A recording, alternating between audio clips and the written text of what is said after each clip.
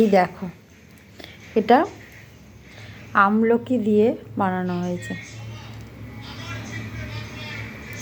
আমলকি এইভাবে কেটে এরকম, কি সুন্দর না।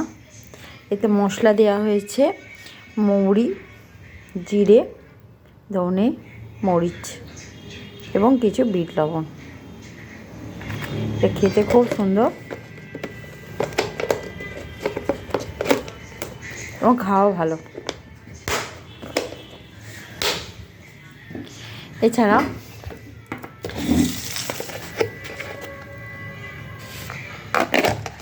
এটা হয়েছে এই যে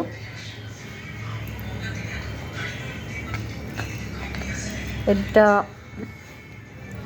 বিভিন্ন ড্রাই ফ্রুট, আলসির বীজ, আলসির দানা, চিয়া সিড প্রভৃতি দিয়ে বানানো হয়েছে। এটা হেলদি লাড্ডু।